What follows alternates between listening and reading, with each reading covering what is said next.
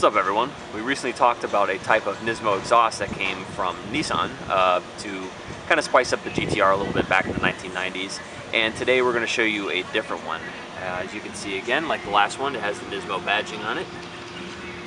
Nice and prominent. This one also has kind of a neat little texture going along the side of the tailpipe here. The other thing about this one is this tailpipe, I'm going to show you with my fist here just for reference. That is a massive exhaust pipe. That's kind of like the person that really, likes the thought of the whole Bose Zoku thing, but just isn't quite ready to commit. It's a massive exhaust pipe. I mean, it is the Folgers can exhaust, but it gives a decent little sound here. Again, this is a factory offered part, so it's nothing too aggressive, but let's take a little sound test here.